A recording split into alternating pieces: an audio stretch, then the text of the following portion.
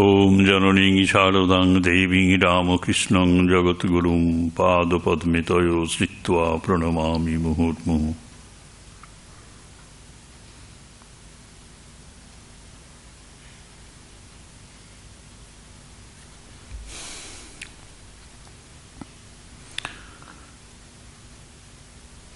আজ ৩রা ডিসেম্বর ২০২১। দেবেন্দ্রনাথ মুখার্জি তার সহধর্মিণী শ্রীমতী রেখা মুখার্জি এবং এদের সন্তান দেবাংশু মুখার্জি স্মারক বক্তৃতা।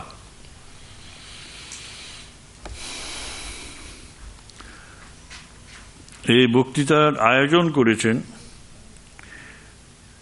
আয়োজন মানে অর্থানুকূল্য যাদের মাধ্যমে হয়েছে, তারা হলেন সুতপা মুখার্জি, আত্রেয়ী বন্দ্যোপাধ্যায়, শ্রীমতী সুমনা মুখার্জি, সুপ্রিয় ব্যানার্জি। সুতপা, আত্রেয়ী এবং সুমনা এদেরই ভাই দেবাংশু এবং এদেরই বাবা মা দেবেন্দ্রনাথ এবং রেখা মুখার্জি, আমি যতদূর জানি।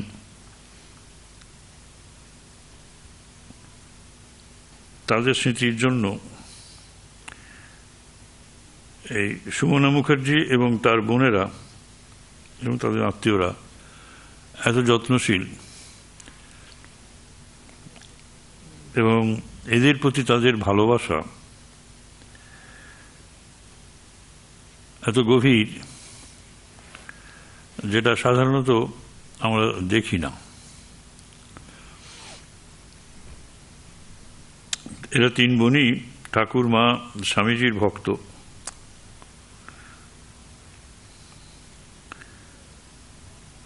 এবং আমি শুনেছি অবিবাহিত। আমি তাদের প্রতি শ্রদ্ধা জানাই প্রথমেই, এবং তাদের পিতৃদেব এবং মাতৃদেবী এবং ভাই দেবাংশু, এদের সম্বন্ধে খুব অল্প কথা আপনাদের সামনে উপস্থাপিত করছি। দেবেন্দ্রনাথ মুখার্জির জন্ম 23শে জানুয়ারি বর্ধমান শহরে 1920 খ্রিস্টাব্দে, মানে 100 বছর পেরিয়ে গেছে। স্কটিশ চার্চ কলেজের স্নাতক। আরও পড়াশোনার ইচ্ছা থাকলেও চাকরি করতে বাধ্য হয়েছিলেন। কলকাতা পোর্ট ট্রাস্ট থেকে ডকস ম্যানেজার হয়ে অবসর নেন। সেন্ট জনস অ্যাম্বুলেন্স অ্যাসোসিয়েশনে প্রশিক্ষণ নিয়ে পাশ করে দ্বিতীয় বিশ্বযুদ্ধের দুর্গতদের সাহায্য করেছিলেন। শৈশব সাহসী ছিলেন, খুব আমোদে এবং আনন্দময় পুরুষ ছিলেন। একাধারে পরোপকারী, সাহিত্যসেবী এবং ভালো মুষ্টিযোদ্ধা। কিন্তু তিনি ঘোরতর নাস্তিক ছিলেন। বিবাহের পরে সহধর্মিণীর প্রভাবে বেলুড় মঠে যাতায়াত শুরু করেন এবং শ্রীমৎ স্বামী শঙ্করানন্দজির প্রথম দর্শনেই তার জীবনে আধ্যাত্মিক ভাবের উন্মেষ ঘটে এবং সস্ত্রীক দীক্ষা নেন। ঘোরতর নাস্তিক ছিলেন এ কথাটা বলা ঠিক নয়। প্রথম জীবনে তিনি তাই ছিলেন, কিন্তু বিবাহিত জীবনে স্ত্রীর সংস্পর্শে আসার পরেই তার মানসিক পরিবর্তন ঘটে, একেবারে 180 ডিগ্রি ঘুরে যায় বলতে পারি।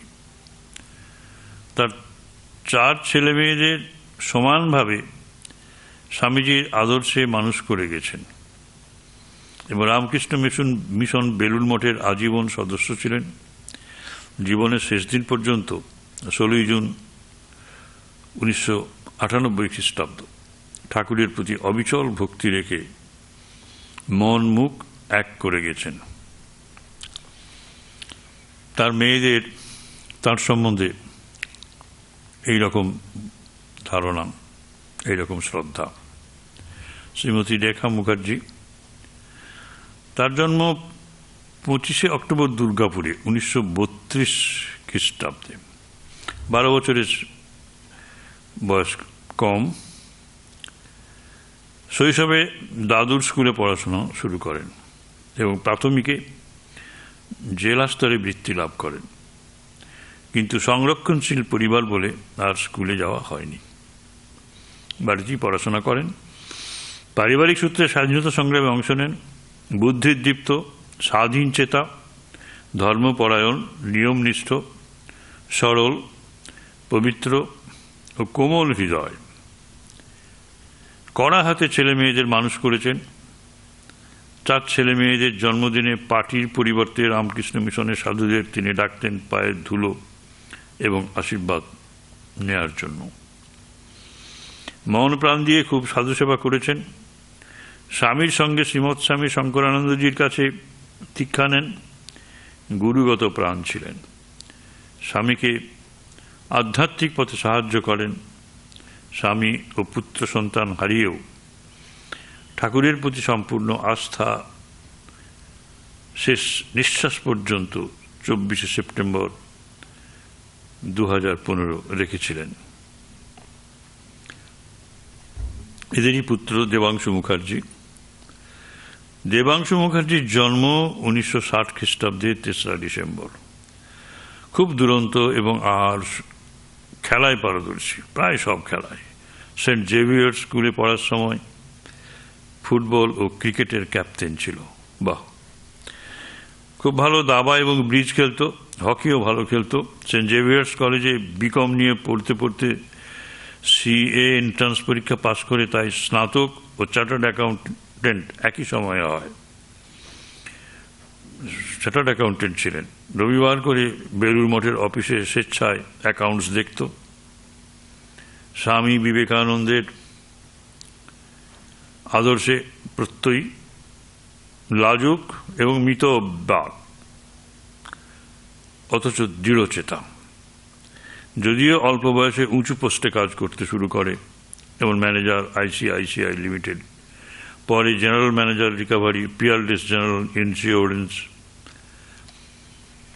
কিন্তু তার আচরণে কেউ বুঝতে পারত না।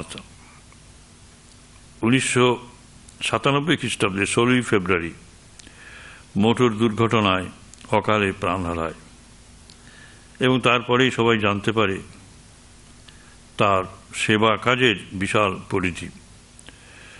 সেসব এখানে বলা হয়নি, তার দিদিরা সেটি গোপনই রেখেছেন।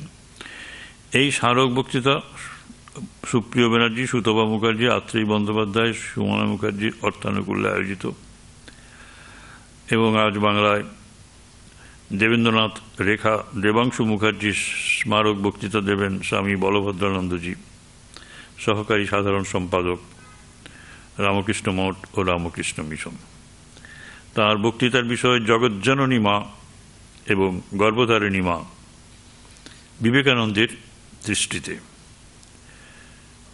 বিষয়টি আপনাদের কাছে পরিচিত, কিন্তু বক্তা যেখানে বলভদ্রানন্দজি, সেখানে আপনারা জানেন যে বিষয়কে তিনি কোন উচ্চ পর্যায়ে নিয়ে যেতে পারেন।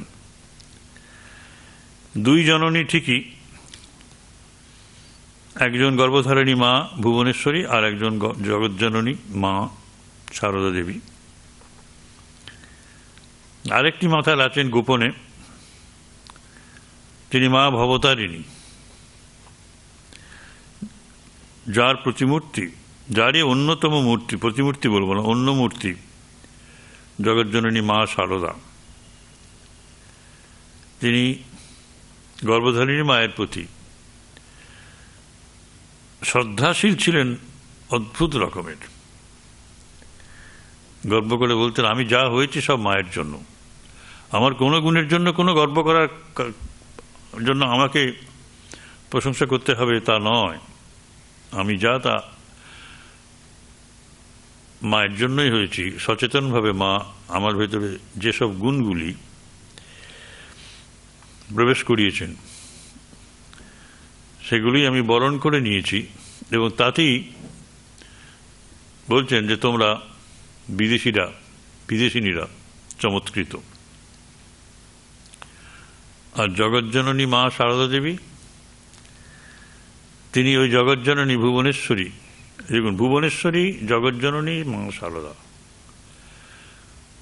ভুবনেশ্বরীও তো জগজ্জননী, নামটার ভেতরই আছে। এই জগৎজননী সারদা মা, মা কালীরই আর এক রূপ, জীবন্ত রূপ, জ্যান্ত দুর্গা।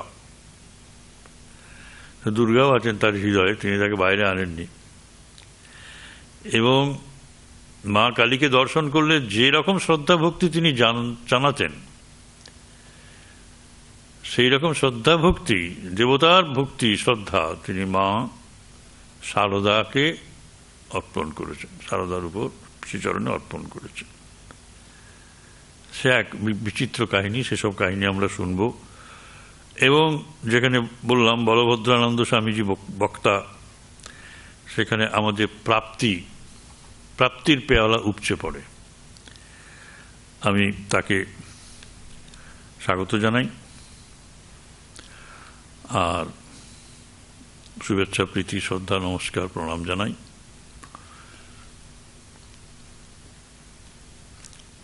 যারা এই কক্ষে উপস্থিত আছে, সভা কক্ষে, তাদেরও আমি স্বাগত জানাই, শ্রদ্ধা জানাই।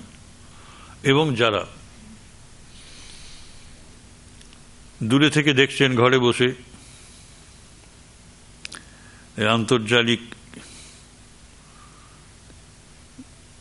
ব্যবস্থার ভেতরে, আমি তাদেরও স্বাগত জানাই। জয় মা, হরি ওম তৎসৎ। ঠাকুর, মা, স্বামীজি এবং স্বামীজির জননী ভুবনেশ্বরী দেবীর প্রতি আমাদের সশ্রদ্ধ আভূমি প্রণাম নিবেদন করছি। আজকে এটি স্মারক বক্তৃতা, দেবেন্দ্রনাথ রেখা দেবাংশু মুখার্জি স্মারক বক্তৃতা।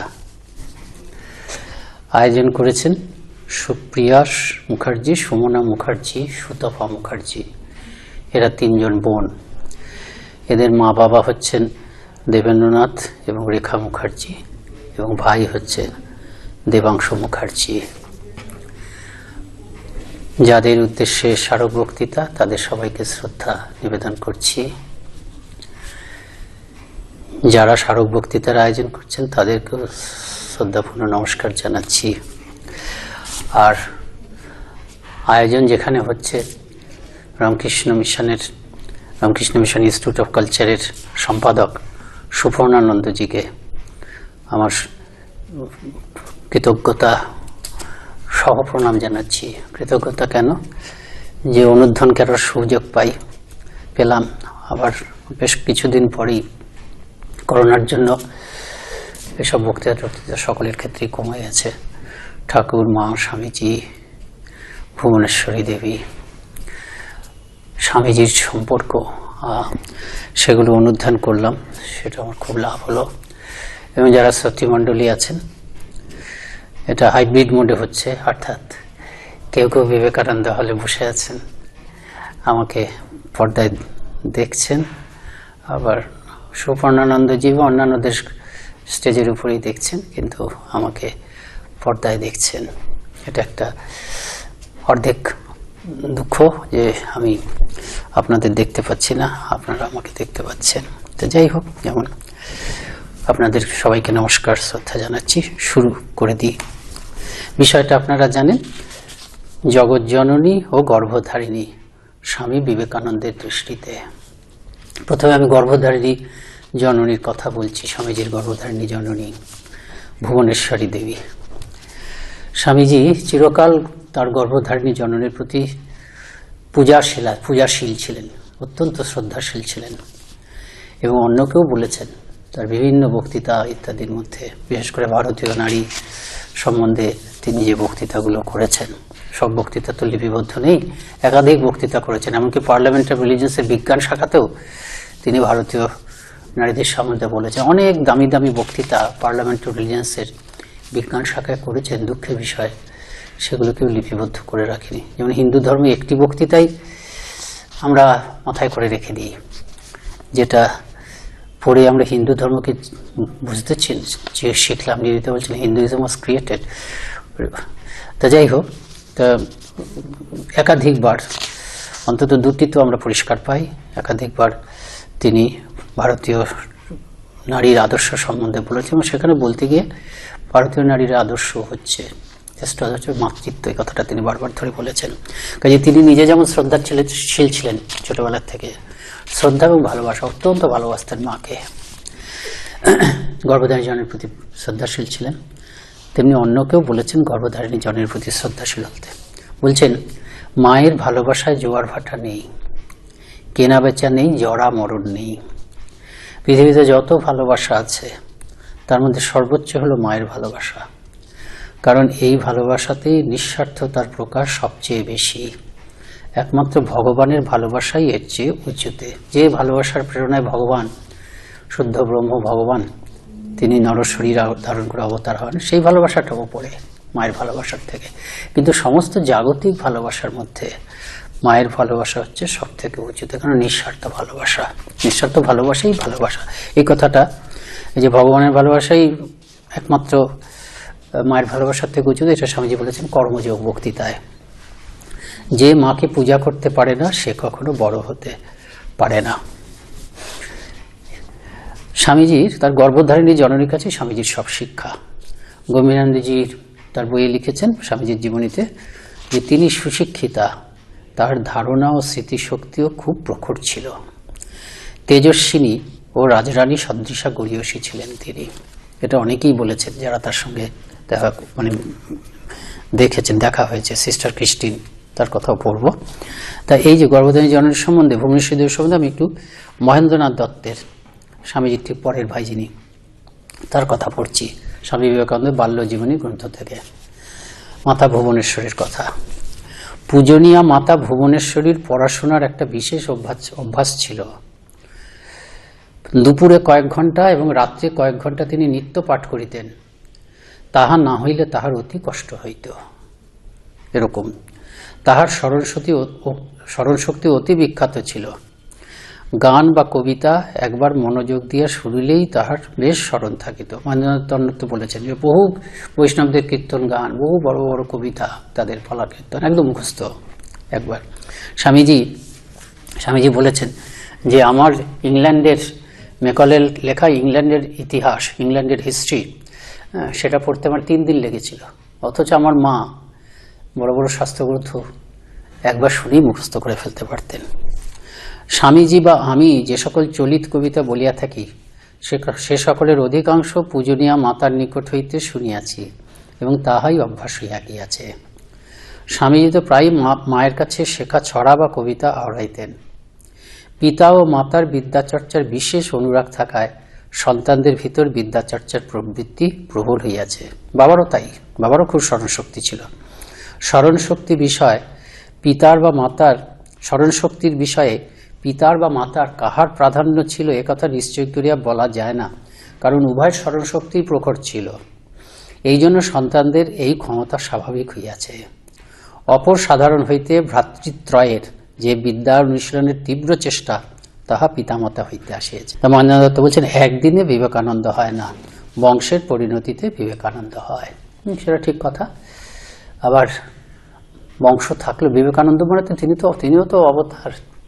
কাজে এর হিসাব উপযুক্ত বংশ দেখে তারা বেছে নেন আর কি, যে কোন বংশে কোন মা বাবাকে আশ্রয় করে তারা ধরাধামে অবতীর্ণ হবেন এবং লোককল্যাণ করবেন। এবং মায়ের কাছেই প্রথম ইংরেজি শিক্ষা। বীরেশ্বরের খুব শৈশবে খেয়াল ছিল যে সে বাংলা ও সংস্কৃত পড়বে, ইংরেজি বিদেশি ভাষা ও ম্লেচ্ছ ভাষা ওটা পড়তে নাই। তাহার বিদেশি ও ম্লেচ্ছ ভাষার উপর বিশেষ ঘৃণা ছিল, একেবারেই পড়িতে চাইত না। মা বাংলা লেখাপড়া বেশ ভালো রকম জানিতেন এবং তখনকার দিনে পাদ্রী মেম মাস্টারনি রাখিয়া ইংরেজি শিখিয়াছিলেন ও সেলাই বুনন শিখিয়াছিলেন। এই নিবেদিতা সিস্টার ক্রিস্টিন যখন এসে স্বামীজির মায়ের সঙ্গে কথা বলেছেন, ইংরেজিতে কথা বলেছেন। স্বামীজির মা ইংরেজি ভালো বুঝতে পারতেন, লিখতে পারতেন। আচ্ছা, ইংরেজি শিখিয়েছিলেন, সেলাই বুনন শিখিয়েছিলেন। মোট কথা ওই প্যারিচরণের ফার্স্ট বুকের কতকটা পড়াইবার মতো তিনি শিখাইয়াছিলেন। বীরেশ্বর যখন কিছুতেই ইংরেজি পড়িবে না ও বড় দুরন্তপনা করিতে আরম্ভ করিত, মা তখন তাহাকে নিজে পড়াইতে আরম্ভ করিতেন। তিনি বাংলা পড়াইতেন আর ইংরেজিও শুরু করিতেন। এই জন্য পড়াশোনা শীঘ্র শীঘ্র আগাইয়া যাইত। আমিও মায়ের কাছে প্রথম বাংলা শিখি এবং 4-5খানা বাংলা বই তার কাছে পড়িয়াছিলাম। লেখাপড়া জানা মায়ের কাছে ছেলেরা পড়াশোনা করিলে তাহারা যে সহজে শিখিতে পারে, এটি তাহার একটি বিশেষ উদাহরণ। মা বৃদ্ধ বয়সে মৃত্যুর দিন কতক আগে পর্যন্ত দুপুরবেলা ও রাত্রে নিয়ম মতো বই পড়িতেন।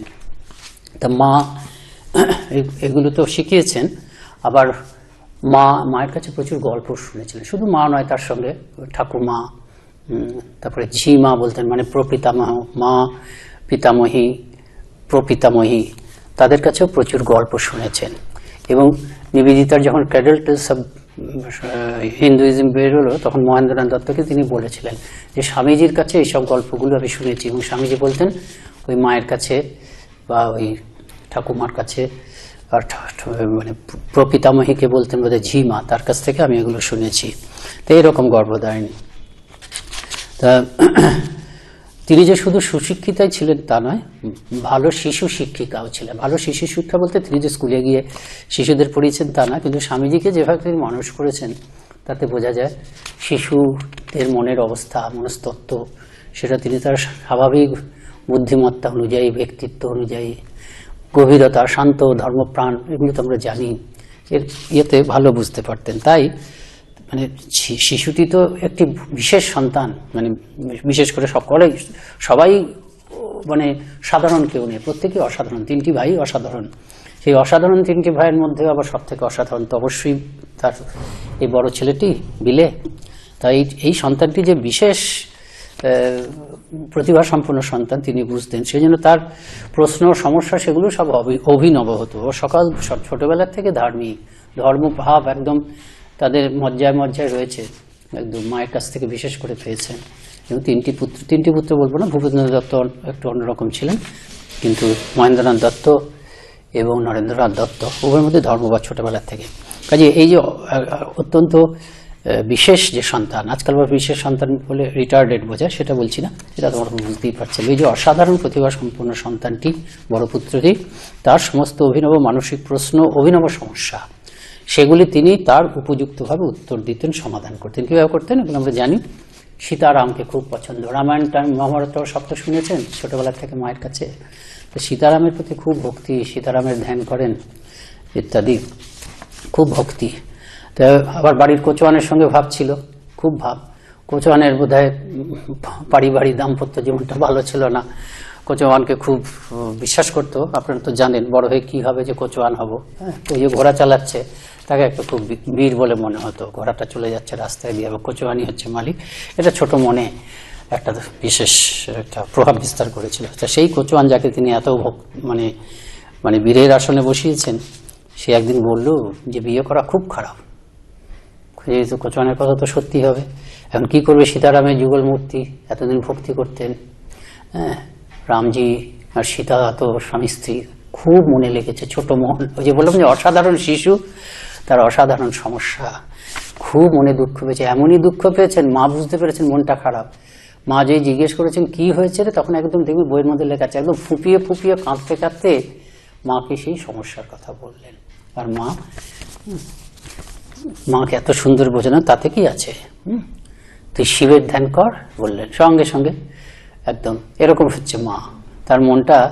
হ্যাঁ, অন্যভাবে বলতে পারতেন তো যে রাম সীতা তো ভগবান, ওর তো কি আছে, সব বললেন না। তিনি জানেন যে এগুলো বুঝবে, তার এই মুহূর্তে যেটা বুঝতে পারেন, তুই শিবকে ধর। তিনি বোধহয় ভাবলেন যে শিবের কাছ থেকে এসছে, শিবেরই তো পড়ে, তো শিবকে পুজো করতে লাগলেন। এবং যেটা ধরবেন, গম্ভীরজি খুব মজা করে লিখেছেন, কাজে তিনি শিবকে গিয়ে বসালেন এবং ওই রাম সীতার মূর্তি তাকে উপর থেকে ফেলে দিলেন। ফুটপাতের উপরে পড়ে সেই এটি খানখান হয়ে গেল। তিনি শিবকে বসালেন। আবার রামায়ণ তো শোনেন, হনুমানের কথা খুব ভাল লাগে। তো কথক ঠাকুরকে বলেছেন যে হনুমান কোথায় পাওয়া যাবে, দেখা পাওয়া যায়, মানে কলা বাগানে হনুমান আছে টাছে, এরকম কিছু হয়তো পড়ছেন। কলা বাগানে গিয়ে হনুমানকে পাওয়া যাবে? তিনি কৌতুক করে দেখোই না গিয়ে, সরল বিশ্বাস। তিনি কলা বাগানে গিয়ে বসে আছেন, সে একেবারে সন্ধে হয়ে গেছে, বোধহয় একটু রাত হয়ে যাচ্ছে, কি কোথায় গেল। তারপরে কলা বাগান থেকে এলো, খুব হতাশ যে আমি কলা বাগানে গেলাম, এতক্ষণ বসলাম, কিন্তু হনুমান তো এলেন না। মা বললেন না, তো উনি এমনি বলেছেন, ছোটবেলার থেকে কারোর প্রতি অবিশ্বাস তৈরি করা ঠিক নয়। হ্যাঁ, তারপরে শিশু যেখানে বিশ্বাস করার সেখানেও অবিশ্বাস করে বসবে, ঠিক তার মতন করে যে হনুমানের তো কত কাজ, কোথাও হয়তো গেছে, রামজি হয়তো কোনো কাজে পাঠিয়েছেন, এইভাবেও সে যদি এই যে অসাধারণ শিশুটিকে, তিনি ভালো শিশু শিক্ষিকাও ছিলেন, এটা বোঝা যায়। তার কত শিক্ষা সব দিয়েছেন মা, সেগুলোই গিয়ে পরিণতি পেয়েছে ঠাকুরের কাছে গিয়ে পরবর্তী জীবনে। ভূগোল শিক্ষকের ঘটনা আমরা জানি, তিনি ঠিক বলেছেন কিন্তু ভূগোল শিক্ষকের মনে হয়েছে ভুল বলেছেন, বকছেন, উনি প্রতিবাদ করছেন আমি ঠিক বলেছি, ভূগোল শিক্ষক দেখছে যে ছাত্র প্রতিবাদ করতে মেরেও দিয়েছেন, তো খুব কষ্ট হয়েছে। তিনি বলছেন কাকে বলবেন, সব সুখ দুঃখ মায়ের কাছে বলতে, মা তার বন্ধু, যেমন শ্রদ্ধা করেন ভালোবাসার সবই তো আছে, কিন্তু মা হচ্ছেন তার বন্ধু। মায়ের কাছে গিয়ে বললেন, মা তখন কি বললেন, মা কিন্তু একটু শিক্ষকের প্রতি অশ্রদ্ধা বা ইয়ে করলেন না, তাই তো ঠিকই তো, তুমি তো ঠিকই বলেছিলে, উনি তাহলে কেন বললেন, এসব কিছু বলেননি। কি বললেন, একবার পজিটিভ, বাচ্চা তোমার যদি ভুল হয়ে থাকে, তোমার যদি ভুল না হয়ে থাকে তবে এতে কি আসে যায়, ফল যাই হোক না কেন সর্বদা যা সত্য বলে মনে করবে তাই করে যাবে। অনেক সময় হয়তো এর জন্য অন্যায় ও অপ্রীতিকর ফল সহ্য করতে হবে, তবু সত্য কখনো ছাড়বে না। উপনিষদের বাণী, সত্যাৎ না প্রমোদিত ব্যায়াম, এই উপনিষদের বাণী। তারপর ঠাকুরের কাছে গিয়ে শুনবেন সত্য কথাই কলির তপস্যা। তবে নিজের জীবনেই তো তারও তো বাণী আছে, সত্যের জন্য সবকিছু ত্যাগ করা যায়, কোনো কিছুর জন্যই সত্যকে ত্যাগ করা যায় না। এই যে সত্যকে ধরে থেকেছেন, সর্বত্র শিক্ষা লাভ করেছেন, প্রথম শিক্ষাটি কিন্তু মা ধরিয়ে দিলেন। তা এমনিতে তো খুব শান্ত ছিলেন, সেটা আমরা জানি। ছোটবেলায় মা বুঝেছিলেন যে এই দস্যি ছেলেকে প্রচলিতভাবে শাসন করে শান্ত করা যাবে না। সেটা মাথায় জল ঢালতেন, ঢেলে বলতেন, শিব শিব শিব, এরকম দুষ্টুমি করলে তোমাকে শিব কৈলাসে যেতে যাবে না। এই কথাটা মনে খুব দাগ কাটত। সত্যি সত্যি নিবেদিত হবে, সত্যি সত্যি মনে হতো, আমি ভাবতাম যে আমি বোধহয় শিবের খুব কাছে ছিলাম, স্বয়ং শিব তো, যে কিছু একটা অন্যায় কাজ করেছিলাম বলে শিব তার কাছ থেকে আমাকে দূরে সরিয়ে দিয়েছে। পরবর্তীকালে যখন সমবয়স্কদের কাছে এইসব ঘটনা বলতেন, তখন বলেছিলেন তিনি, বোধহয় একবারই বলেছিলেন কি একাধিকবার বলেছিলেন, এখনো পর্যন্ত যখনই আমি কিছু ডেয়ার ডেভিলি করবো বলে ভাবি, তখন ওই মায়ের কথাটা মনে পড়ে যায়। মা বলেছিলেন এরকম করলে শিব তোকে কৈলাসে ঢুকতে দেবো, ওটা ভেবে আমি তখন আমার এই উদ্দাম যে কর্মপ্রবৃত্তি, কখনো কখনো আমি সেটাকে শাসন করি। তারপরে যখন গাড়ি চাপা পড়া থেকে বাচ্চাকে বাঁচালেন, ঘটনা আপনারা জানেন, তিনি আসছিলেন কত বোধে 5-7 বোধ হয় না, 5-6 বছর বয়স। বাচ্চাটি মাঝ রাস্তায় চলে গেছে, একটা ঘোড়ার গাড়ি আসছে, বাচ্চাটির মাও দিশেহারা, দোকানদার সব বড় বড় লোক, সব বড়, তারা দিশেহারা। নড়েন হঠাৎ, সবাই বলছে গেল গেল গেল, বাচ্চাটা ওই কোলাহলে তাকিয়ে দেখে বাচ্চাটা একদম মাঝ রাস্তা, আর ঘোড়ার গাড়িটা, ঘোড়াকে তো ওরকম জট করে থামানো যাবে না। নরেন্দ্র এক মুহূর্তে গিয়ে বাচ্চাটাকে কোলে করে, বোধহয় মা ছিল, মাকে ছড়িয়ে দিলেন, বাচ্চাটাকে কোলে গিয়ে রাস্তার পাড়ে গিয়ে পড়লেন, বেঁচে গেল। সবাই একদম খুব আশীর্বাদ করলো। কিন্তু এত বড় আধার যে ফিরে এসে, প্রথমে আমরা হলেও কি করতাম, মা জানো আজকে কি হয়েছে বলে একেবারে সঙ্গে সঙ্গে হইচই করে বলতাম। তিনি এত বড় আধার, কত বড় বড় কাজ করবেন তো এটা কিছুই নয়, যে তিনি অনেক কথা বলতে বলতে গল্পের ছেলে এটা বললেন। আর মাও কেমন, অন্য কোনো সাধারণ মা হলে তো বলতে, ইস তুমি এরকম, আর কেউ বড়রা ছিল না, তুমি কেন করতে গেলে, তোমার যদি কিছু হতো, এসব বলছেন না। কিন্তু মা কি বললেন, এই তো বাবা মানুষের মতো কাজ। আরেকটা মা অমূল্য শিক্ষা দিয়েছিলেন, আজীবন পবিত্র থেকো, নিজের মর্যাদা রক্ষা করো এবং কখনো অপরের মর্যাদা লঙ্ঘন করো না। আজীবন পবিত্র তো ছিলেনই, এত পবিত্র, এই শিক্ষাটা দিয়েছিলেন, কিন্তু শিক্ষার বোধহয় দরকার ছিল না। একেবারে নিত্য সিদ্ধ তো ঠাকুর, যেসব জিনিস নিজে খেতে পারতেন না, অন্যকেও খেতে দিতেন না। আমরা জানি যে নরেন্দ্রকে দিতেন, খেতে পারতেন না, মানে কি ঠাকুর এতই সত্যগুণী ছিলেন, কেউ যদি কামনা বাসনা করে কিছু দিত, ঠাকুর কি করতেন, সেগুলো খেতেন না। কিন্তু নরেন্দ্রকে দিতেন, হয়তো মানে নানা রকম দামি খাদ্যদ্রব্যও হতে পারে, নরেন্দ্রকে দিতেন কেন, ওর মধ্যে পবিত্রতার আগুন দাও দাও করে জ্বলছে, ও সবকিছু একদম মানে সবকিছু ওখানে ভস্য হয়ে যাবে, কোনো অপবিত্রতা স্পর্শ করতে পারবে না। তা সে আজীবন পবিত্র থেকেছিলেন। আর মর্যাদা, যেটা তো দিয়েইছেন, মানুষকে নতুন মর্যাদা, কত মর্যাদা, নিজেও মর্যাদা সম্পন্ন ছিলেন। সর্বোচ্চ মর্যাদা কি ঠাকুর শিখেছিলেন? মানুষ, নিজের চৈতন্য সম্বন্ধে সম্মান জ্ঞান, সেটা হচ্ছে সব থেকে মর্যাদা। আমি যে চৈতন্য স্বরূপ, সে সম্বন্ধে আমার মান বা সম্মান বোধ, সেই মর্যাদাতে তিনি প্রতিষ্ঠিত ছিলেন। একেবারে ব্রহ্মজ্ঞানে প্রতিষ্ঠিত ছিলেন এবং অন্যকেও সেই দিয়েছেন যে আমি পৃথিবীর সব মানুষকে গিয়ে বলবো যে তুমিই দেবতা। নিজে দেবস্বরূপে প্রতিষ্ঠিত ছিলেন, সর্বোচ্চ মর্যাদায় প্রতিষ্ঠিত ছিলেন এবং সারা পৃথিবীর মানুষের জন্য চিরকালের জন্য সেই মর্যাদার পদ দিয়ে গেছেন, মর্যাদার বাণী দিয়ে গেছেন যে কোনো দিন আমি ক্ষান্ত হব না, আমি শরীর ত্যাগ করব, কিন্তু আমার কাজ চলবে না। এই স্বমহিমায় মানুষকে, প্রতিটি মানুষকে প্রতিষ্ঠিত করব, until the world shall know it is one with God. তাই এসব উপদেশ মা দিয়েছেন, সেগুলো সব তাকে করেছে, মানে প্রভাবিত করেছে। পরবর্তীকালে ঠাকুরের সংস্পর্শে এসে সেগুলো আরো জোরদার হয়েছে। অবশ্যই তিনি শ্রুতিধর ছিলেন, আমরা বললাম জননীয় শ্রুতিধরা ছিলেন। ওই যে বললাম না যে মেকলের ইংল্যান্ডের ইতিহাস পড়তে স্বামীজি বলছেন আমার 3 বার পড়তে হয়েছিল, আর আমার মা যে কোনো শাস্ত্রগ্রন্থ একবার পড়েই মুখস্থ বলে ফেলতে পারতেন। কেমন দেখতে ছিলেন সেটা সৃষ্টিকতার থেকে আমরা জানছি। স্বামীজি মায়ের মতন দেখতে ছিলেন, স্বামীজির মুখটুকের আদল তার ভুবনেশ্বরী দেবের মতো। তো সিস্টার ক্রিস্টিন তার সম্বন্ধে বলছেন, এটা একটা আমার লাগলো যে তিনি বলছেন যে স্বামীজির মা একটু ছোটোখাটো ছিলেন। আমার মনে হয় সিস্টার ক্রিস্টিন অনেক লম্বা, তো সেই জন্য তার মনে হচ্ছে হয়তো, কিন্তু ভারতীয় মাপকাঠিতে হয়তো তিনি অত ছোটোখাটো ছিলেন না। তো Swamiji said of his mother, একটা জায়গা থেকে পড়ছি সিস্টার ক্রিস্টিনের স্মৃতিচারণা, after she hears the Ramayana read she can recite what she has heard. বলে একবার রামায়ণটা পড়ে শোনানো হচ্ছে, রামায়ণ পাঠ হচ্ছে, কত কথা হচ্ছে, স্বামীজি সিস্টার ক্রিস্টিনদের কাছে তার মায়ের কথা বলেছিলেন। ওই একই শ্রুতিধরা যে ছিলেন, স্মৃতিশক্তি ছিল, সে কথা যে একবার তার কাছে রামায়ণ পড়া হয়েছে, যদি পড়া হয় she can recite what she has hard, যা শুনেছেন করতে পারেন। হি কনসিডার্ড, স্বামীজি মনে করতেন, a good memory is one of the science of spirituality. যাদের খুব ভালো স্মৃতিশক্তি আছে সেটা কিন্তু একটা আধ্যাত্মিকতার লক্ষণ। Many are the stories he told of his mother, মায়ের সম্বন্ধে অনেক কাহিনী তিনি আমাদের কাছে বলছেন। The proud little woman who tried so hard to hide her emotions and her pride in him. The proud little woman, ওই ছোটোখাটো কিন্তু গর্বিত কেন? Who tried so hard to hide her emotions, স্বামীজির সম্বন্ধে সমস্ত আবেগকে তিনি লুকিয়ে রাখার চেষ্টা করতেন। And her pride in him, এবং স্বামীজিকে নিয়ে তিনি যে গর্ব অনুভব করতেন সেটাও লুকিয়ে রাখার চেষ্টা করতেন। এবং সবসময় তার মধ্যে একটা দ্বন্দ্ব সিস্টার ক্রিস্টিন লক্ষ্য করেছেন, এই দুটোর মধ্যে তিনি আলোড়িত হয়েছেন, কোনো প্রতিবাদ করেননি বা কিছু বাধা দেননি। How she was torn between her disapproval of the life he had chosen and her pride in the name he had made for himself. যে জীবনটা তিনি বেছে নিয়েছেন, সন্ন্যাস জীবন, অনিশ্চিত জীবন, সেটার জন্য তার মনে মনে কষ্ট হতো।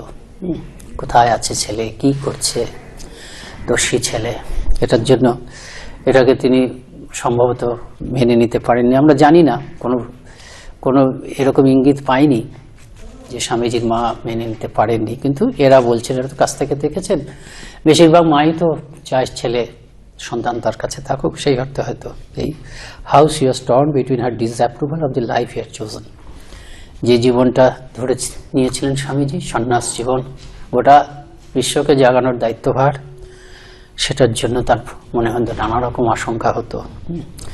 আর একই সঙ্গে her pride in the name he had made for himself, এবং সারা পৃথিবী তাকে মাথায় করে রয়েছে, দেশ তো বটেই, সেটাওতে তিনি গর্ব অনুভব করতেন।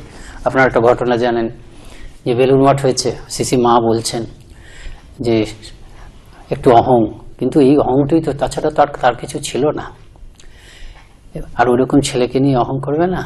তা মা নিয়ে স্বামীজি প্রথম যখন দুর্গাপুজো হলো, বোধহয় সেই সময় হতে পারে বা অন্য সময় হতে পারে, 2 মাই তখন বেলুড় মঠে, স্বামীজি তো সিসি মা তো এসেছেন 1901 সালে, আর স্বামীজি তার গর্ভধারীর মাকেও নিয়ে এসছেন, আমার মনে হয় দুর্গাপুজোর আগে পরে বা কিছু তো হবে, আন্দাজ বলছি। তো স্বামীজির মা কি করছেন, বেলুর মঠ তো এই বাগানে লঙ্কা টঙ্কা তুলছেন। আর স্বামীজি কি বলছেন? স্বামীজি বলছে তুমি কি করছো? স্বামীজি ঠিক বুঝেছেন। মা বলছেন যে মনে একটু অহং, যে আমার নরেন এটুকু করে এগুলো সব করেছে। অহং হতেই পারে, ওই অহংটাই তো, আর তো কিছু পাননি। ওইরকম একটা ছেলের জন্য অহংকার কেন হবে না? তা স্বামীজি বলছেন মা তুমি কি করছো? এই লঙ্কা তুলে অমুক তুলে ইয়ে করছো, তুমি কি ভাবছো তোমার নরু এসব করেছে? যার করার তিনি করেছেন, তুমি গিয়ে একটু মায়ের কাছে বসো। এবার আবার সিস্টার ক্রিস্টিনের রেমিনিসেন্সেস পড়ছি। Those of us who are privileged to see his mother know that from her he inherited his regal bearing. এটা বলছেন স্বামীজির মধ্যে যে একটা রাজকীয়তা ছিল, যখন হেঁটে যেতেন ঠিক মনে হতো যেন রাজা। কিংলিনেস ওয়াজ রিট লার্জ ইন হিম। এটা নিবেদিতার নিবেদিতা বলেছেন মাস্টার অ্যাজ আই স হিম-এ, যে একেবারে রাজকীয়তা তার মধ্যে একদম স্পষ্টভাবে লেখা থাকতো। বলছে সেই যে রিগাল বিয়ারিং, রাজকীয় ভাব, সেটা ওই ভুবনেশ্বরী দেবীর কাছ থেকে তিনি পেয়েছিলেন। তার মধ্যেও দেখা যেত this tiny woman carried herself like a queen, একদম রাজরানী সদৃশ, যেটা গভীরানন্দজি বললেন। বিদেশে ভারতীয় নারী সম্বন্ধে স্বামীজি একাধিক বক্তৃতা করেছেন। সেখানে নারীর আদর্শ সম্বন্ধে যখন বলেছেন, এটা আমরা ধারণা করতে পারি যে তখন তার নিজের গর্ভধারিণী জননীর কথা তার মনের পেছনে আছে, কিন্তু সব কথা তো বলা যায় না প্রকাশ্যে, তো একান্ত ব্যক্তিগত কথাগুলো বলা যায় না। কিন্তু তাও কখনো কখনো যখন প্রসঙ্গে, যে প্রসঙ্গে বলা যায়, প্রকাশ্য বক্তৃতাতেও বলেছেন। কিন্তু অন্তরঙ্গ মহলে তিনি মায়ের কথা খুব বলতেন, তার সঙ্গে যারা ছিলেন তারা এসব উল্লেখ করেছেন। তো যাই হোক, সেই ভারতীয় নারী সম্বন্ধে বক্তৃতা করতে করতে একটা জায়গায় তিনি বলছেন, জননী নিঃস্বার্থ প্রেমের মূর্তিমতী প্রতীক, সদা নিষ্পেষিতা, সদা স্নেহশীলা।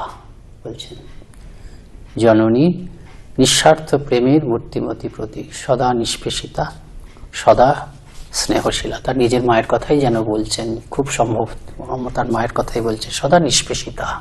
সত্যি সত্যি সদা নিষ্পেষিতা, কি কষ্ট যে পেয়েছেন। দুর্গাপ্রসাদ তো চলে গেলেন, বিশ্বনাথ দত্ত মানুষ হলেন হচ্ছে কালীপ্রসাদ কাকার কাছে। এই কাকা এদেরকে খুব, কাকা কাকিমা খুব কত কষ্ট দিয়েছেন। মাত্র ইনি রোজগার করছেন, বিশ্বনাথ দত্তই রোজগার করছেন, প্রচুর অর্থ রোজগার করছেন, তার ইয়েতেই সমস্ত 51 পরিবার চলছে। কিন্তু স্বামীজির মা একটা শাড়ি ছাড়া পেতেন না কখনো।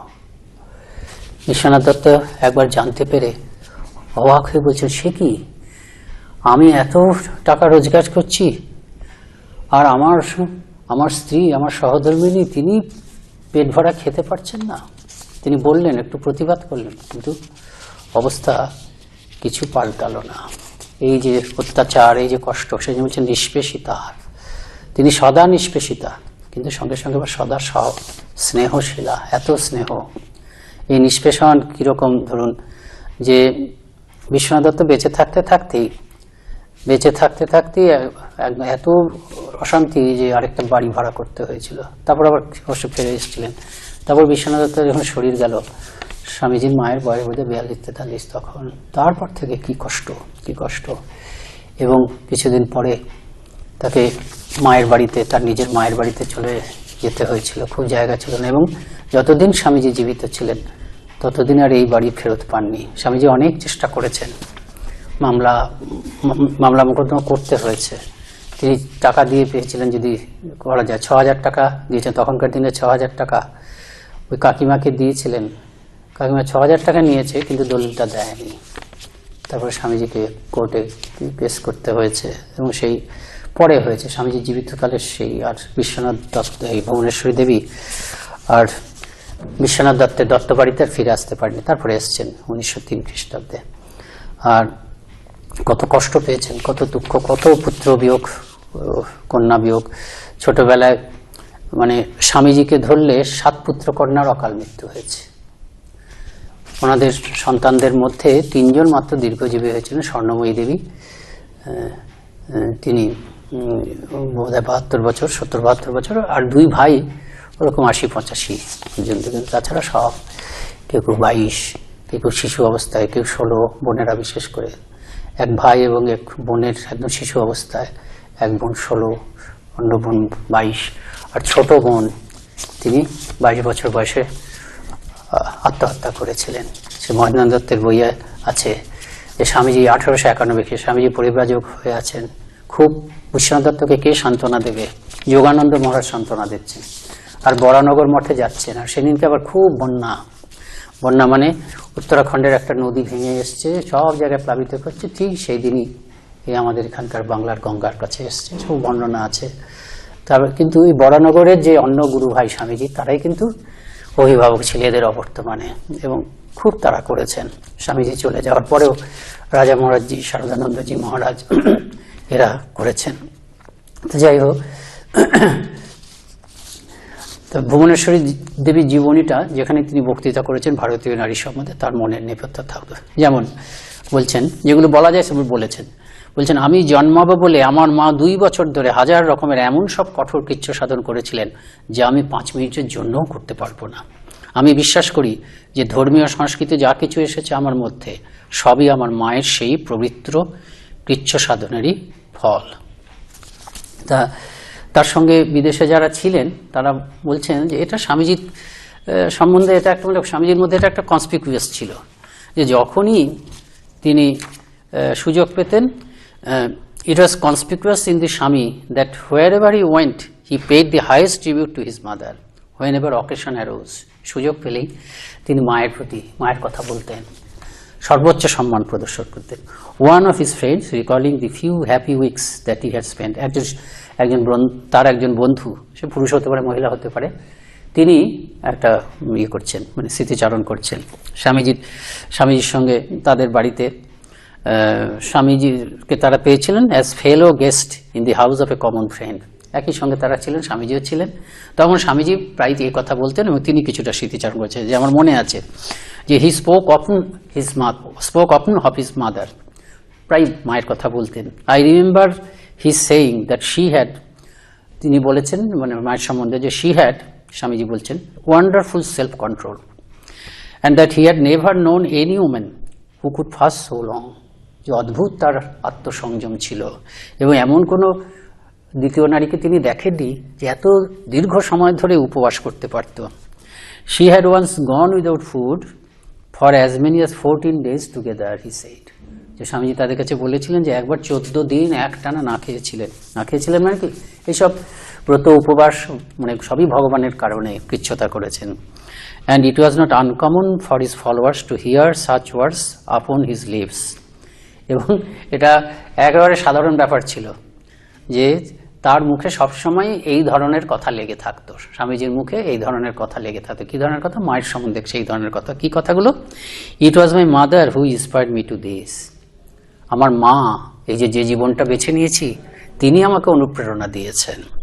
হার character was a constant inspiration to my life and work, আমার জীবন এবং কর্ম সব সময় এর পেছনে তার চরিত্রটাই অনুপ্রেরণা হয়ে কাজ করে যাচ্ছে। স্বামীজি আরেকটা বক্তৃতা করেছিলেন, একাধিক বক্তৃতা করেছেন ভারতীয় নারী সম্বন্ধে, তার একটা বক্তৃতা উল্লেখযোগ্য। সেই বক্তৃতাটার নাম আছে ইন্ডিয়ান উইমেন অফ ইন্ডিয়া, একটা বক্তৃতা করেছেন, সেটাই দীর্ঘ বক্তৃতা। আর আরেকটি বক্তৃতা করেছিলেন দি আইডিয়াল অফ ইন্ডিয়ান উইমেন, এবং এটা করেছিলেন স্বামীজি তখন মিসেস বুলের বাড়িতে আছেন, এবং মিসেস বুলের বিশেষ অনুরোধে এরকম এই বক্তৃতাটি করেছিলেন। এবং এই বক্তৃতাটিতে এমন ওনাদের মনে ছাপ ফেলেছিল যারা শুনেছিলেন, যে এমন ভারতীয় নারী আদর্শের এমন মানে একটা উচ্চ নারীর আদর্শ যে এরকম হতে পারে, লোকের মুগ্ধ হয়ে গেছিল। আর তাছাড়া এরকম কেউ কেউ প্রচার করে বেড়াতো, তো ভারতীয় মেয়েদের অবস্থা, তারা একেবারে অধঃপতিত হয়ে আছে, অশিক্ষিত। স্বামীজি দেখালেন যে ভারতীয় নারীরা হয়তো পাশ্চাত্য অর্থে শিক্ষিত নয়, কিন্তু আসলে তারা অশিক্ষিত নয়, যে তাদের যে নৈতিক শিক্ষা আছে, ধর্মপ্রাণতা আছে, কষ্ট সহিষ্ণুতা, সেবাপরায়ণতা, বাস্তব বুদ্ধি এবং ব্যক্তিত্ব, সেই ব্যক্তিত্ব শান্ত ব্যক্তিত্ব, এগুলো তারা শুনে এমন মুগ্ধ হয়েছিলেন যে সেটা ছিল হচ্ছে 1900 খ্রিস্টাব্দের না 1894 খ্রিস্টাব্দের একেবারে ক্রিসমাসের সময় 5 থেকে 27 ডিসেম্বর ওখানে ছিলেন স্বামীজি। কাজে তারা তখন ভাবলেন যে মেরি মা, ভগবান মা মেরির মাধ্যমে যে উপহার পাঠিয়েছিলেন, এই সময়টা আমরা স্মরণ করছি তো তাকে, এই সময় আমাদের কাছে যে উপহার এসেছে, এই স্বামীজি রূপে যে উপহার, তার মাকে আমাদের স্মরণ করা উচিত। সেজন্য তারা সবাই মিলে মায়ের কাছে একটা চিঠি লিখেছিলেন, স্বামীজি মায়ের কাছে। তাতে লিখেছেন, deer madam, at this Christmas tide, when the gift of Mary's Son to the world is celebrated and rejoiced over with us, it will seem the time of remembrance. We who have your Son in our midst send you greetings. আপনার পুত্র আমাদের মধ্যে আছে, আমরা আপনার কাছে সেই উপলক্ষে শুভেচ্ছা জানাচ্ছি। His generous service to men, women, children in our midst was laid at your feet by him in an address he gave us the other day on the ideals of motherhood in India. এই দু একদিন আগে আমরা তার কাছে একটা বক্তৃতা শুনেছি যে ভারতের জনদিনীদের আদর্শ। সেই বক্তৃতাতে তিনি তার সারা জীবনে যা তার কৃতিত্ব, যা কীর্তি করেছেন জগৎব্যাপী, সেই সব কিছুর মানে গৌরব বা সব কিছুর মহিমা তিনি লেড অ্যাট ইউর ফিট, আপনার চরণে দিয়েছেন, মানে আপনার জন্যই তার এই সব কিছু, এটা তিনি বলেছেন। সেই জন্য আমরা ভাবলাম যে যার কাছ থেকে এরকম, যিনি এইরকম কীর্তিমান সন্তান, যার কাছ থেকে আমরা এইরকম সব বাণী পেয়েছি এবং পাচ্ছি, কাজে এই ক্রিসমাসের সময় যখন আমরা শিশু যিশু এবং জননী মেরিকে পূজা করছি, তখন সেই মহাপুরুষটির, স্বামীজি যখন প্রথমে আমেরিকায় গিয়েছিলেন ওরা তো সব এরকম করেছিল যে আবার কি বুদ্ধ এলেন নাকি আবার কি যীশুখ্রিস্ট এলেন, এই সিস্টার খ্রিস্টিনেরও কি হাজির হয়েছিলেন কত কষ্ট করে। তারা বলেছিলেন আমরা এত কষ্ট করে এসেছি কেন, যীশুখ্রিস্ট যদি হঠাৎ জানতাম যীশুখ্রিস্ট আছেন তখন তো এইভাবেই যেতাম। তো যাই হোক, কাজেই বলছেন যে আমাদের পূজা করব ভাবছি, সেই মানুষটির মাকে এই শুভ সময়ে পূজা করব, এবং the worship of his mother will be to all who heard him, যারা তার এই বক্তৃতা শুনেছেন তাদের প্রত্যেকের কাছেই এই বিবেকানন্দ জননীকে এই পূজা will be an inspiration and uplift, আমাদের প্রেরণা হবে এবং আমরা সামনে এগিয়ে যাব। Accept dear mother our grateful recognition of your life and work in and through your son, আপনার সন্তানের জীবন এবং কর্মের মধ্যে দিয়ে আমরা আপনার জীবন এবং কর্মের প্রকাশ পাচ্ছি, কাজে আমাদের কৃতজ্ঞতা গ্রহণ করুন। তা এইরকম স্বামীজিকে, মানে স্বামীজি এমনভাবে তার মাকে প্রকাশ করতেন। তো স্বামীজি সবসময় স্বদেশে বিদেশে সবসময় এই পরিব্রাজক জীবনে মায়ের জন্য ব্যাকুল থেকেছেন সবসময়। এই ভারতবর্ষে যখন পরিব্রাজক হয়ে ঘুরছেন তখন তো ফোন নেই, মোবাইল ফোন তো দূরের কথা, আপনার সব কাহিনী জানেন, খুব ব্যাকুল থাকতেন, মনটা একটা অংশ মায়ের কাছে পড়ে থাকতো, সবই করছেন কিন্তু মায়ের কথা সবসময় ভাবতেন। দক্ষিণ ভারতে মায়ের মৃত্যু সংক্রান্ত একটা স্বপ্ন দেখলেন, এমন ভিভিড স্বপ্ন দেখলেন তার ধারণাই হলো মা চলে গেছে। আর সেই সময় তিনি একটা প্রতিজ্ঞা নিয়ে চলছিলেন যে কাউকে চিঠি দিচ্ছিলেন না, বরানগর মঠের ভাইদেরও চিঠি দিচ্ছিলেন না, কাজে তিনি কিছু জানতে পারছেন না, অস্থিরভাবে, এত অস্থির, অথচ বিদেশ যাবেন শিগগিরই, সব ঠিক করছে, আলা সিঙ্গারা সব টাকা জোগাড় করছে, কিন্তু ওইরকম একটা ভিভিড স্বপ্ন, স্পষ্ট স্বপ্ন, অথচ কোনো খবর পাচ্ছেন না, খুব ছটফট করছিলেন। মন্মথনাথ ভট্টাচার্যের বাড়িতে ছিলেন, মন্মথনাথ ভট্টাচার্যকে তিনি এই কথাগুলো বললেন যে ভীষণ নেই। তখন মন্মথনাথ ভট্টাচার্য তাকে গোবিন্দ চেট্টি বলে একজন যেসব ভবিষ্যৎ বলতে পারে, পিশাচ সিদ্ধ পরে বলা হচ্ছিল, তার কাছে নিয়ে গেলেন। এবং সে সত্যি অদ্ভুত অলৌকিক ক্ষমতা সম্পন্ন লোক। Swamiji powers of the mind বক্তৃতাতে এর কথা উল্লেখ করেছেন। তো স্বামীজি এসব বলে দিল, অনেক কিছু বলে দিল যে আপনার মা ভালো আছে। স্বামীজি সে সময় ভাবছিলেন যে গুরুর কাছ থেকে তো কোনো নির্দেশ পাচ্ছি না যে যাব, বলে আপনি ভাবছেন গুরু সব সময় আপনাকে দেখছেন, আর শিগগিরই আপনাকে একটা বড় বিদেশে যেতে হবে এবং আপনি যা করবেন তাতে সফল হবেন। স্বামীজি বিশ্বাস করলেন যে অনেক কিছু সে বলে দিল, রামকৃষ্ণদেবের নাম বলে দিল, পুরনো সব কথা বলে দিল। আর এ যখন করছিল তখন স্বামীজি একটা গুনগুন করে গান করছিলেন, ভেতরে গণনা চলছে, উনি একটু দূরে দাঁড়িয়ে বাগানে গুনগুন করে গান তুলছেন। একটা ফুল, বাগান থেকে একটা ফুল তুললেন, ভদ্রলোকের দেখার কথা না, কিন্তু এমনকি ভদ্রলোক তার মাতৃভাষা ছাড়া অন্য কিছু ভাষা জানে না, কিন্তু ঠিক একদম লিখে দিলেন আপনি এই গান করছিলেন। এরকম একটা ফুল তুলেছেন। সেই জন্য স্বামীজি বিশ্বাস করলেন এবং মায়ের সুস্থ হওয়ার সংবাদ পেয়ে তখন তিনি হলেন, মানে নিশ্চিন্ত হলেন। আর এই যে মায়ের দারিদ্র, এই চিন্তাটা তাকে সবসময় ভাবাতো। এবং ক্ষেত্রীরাজ তাকে, ক্ষেত্রীরাজ অবশ্য অনেক আগের থেকেই বিভিন্ন আছে, কিন্তু এই কালী জীবন শর্মার শ্রীরামকৃষ্ণ লীলাবেদা বইটি প্রামাণিক বই। ভদ্রলোককে আমি দেখেছি, জ্ঞান তপস্বী লোক, চলে গেছেন, কিন্তু মনে হয় তার বইয়ে যা আছে সেগুলোকে নির্ভরযোগ্যভাবে গ্রহণ করা যায়। তো তিনি বড়নগর মঠের মাধ্যমেই স্বামীজি বিদেশ যাওয়ার আগেই স্বামীজির মাকে কিন্তু 100 টাকা করে দিতেন। তা বিদেশ আমরা দেখছি 1898 সালের দুটি চিঠি আমরা পড়ছি ক্ষেত্রীর, তার অংশগুলো, যে 1898 সালের 22শে নভেম্বর তিনি লিখছেন, ইংরেজিতে লেখা। আমি বঙ্গ অনুবাদটা গ্রহণ করছি। চিরশ্রী বন্দ্যোপাধ্যায়ের একটা স্বামীজির মা বাবার সম্বন্ধে বই আছে, বোধহয় উদ্বোধন থেকে বেরিয়েছে, তিনি যে বঙ্গ অনুবাদ করেছেন সেখান থেকে আমি পড়ছি। আমার হৃদয়ে এক বিরাট পাপবোধ আমায় কষ্ট দেয়, যে পৃথিবীর সেবা করতে গিয়ে আমি দুঃখজনকভাবে বাড়ির ছোটদের, বড়দের, গরিবদের, ভুল করছি, আমার হৃদয়ে এক বিরাট পাপবোধ আমাকে কষ্ট দেয়, যে পৃথিবীর সেবা করতে গিয়ে আমি দুঃখজনকভাবে আমার মায়ের অবহেলা করেছি। তাছাড়া যবে থেকে আমার দ্বিতীয় ভ্রাতা দূরে চলে গেছে, মহেন্দ্রনাথ দত্ত, তিনি ইংল্যান্ডে ছিলেন বা তিনি অনেক ভ্রমণ টমন করেছেন, সেই মহেন্দ্রনাথ দত্তের কথা বলছে, তিনি দুঃখে বেদনায় একদম পাষাণ হয়ে গেছেন। এখন আমার অন্তিম ইচ্ছা মায়ের সেবা করা, অন্তত কিছু বছর। আমি আমার মায়ের সঙ্গে থাকতে চাই, আর ছোট ভাইয়ের বিবাহ দিয়ে বংশলোপের আশঙ্কার প্রতিরোধ করতে চাই। আপনাদের একটা ঘটনা বলি, এই স্বামীজির মাঝে কি অসাধারণ ছিলেন। স্বামীজি তো 1902 খ্রিস্টাব্দে চলে গেলেন, স্বামীজির মা 1911 খ্রিস্টাব্দ পর্যন্ত পেয়েছিলেন। ভূপেন্দ্রনাথ দত্ত স্বাধীনতা সংগ্রামে অংশগ্রহণ করে বিপ্লবী ছিলেন, এবং তাকে গ্রেপ্তার যখন করা হলো তিনি তার জন্য গর্ববোধ করতেন। এবং একটা সভা হয়েছিল নীলরতন সরকারের বাড়িতে, একটা সভা হয়েছিল ভূপেন্দ্র দত্তকে সম্মানিত করে, তিনি জেলে, কিন্তু তার এই কারাবরণকে সম্মানিত করে একটা সভা হয়েছিল। তা ভুবনেশ্বরী দেবীকে আমন্ত্রণ করা হয়েছে, তা তিনি সেখানে বলেছিলেন তাদের কাছে যে আমি গর্ব অনুভব করছি যে আমার সন্তান এর জন্য, মানে দেশের জন্য কারাবরণ করেছে, তো আমার কোনো দুঃখ নেই। তো এরকম তিনি ছিলেন। আচ্ছা, পড়ছি আবার। আমি আমার মায়ের সঙ্গে থাকতে চাই, আর ছোট ভাইয়ের বিবাহ দিয়ে বংশলোপের আশঙ্কার প্রতিরোধ করতে চাই। এর ফলে আমারও মায়ের শেষ দিনগুলো নিশ্চিতভাবে মসৃণ হয়ে উঠবে। এখন তিনি একটি বাঁশের অযোগ্য জীর্ণ কুটিরে বসবাস করেন। স্বামীজি বলছেন হবেল, ওই রামতনু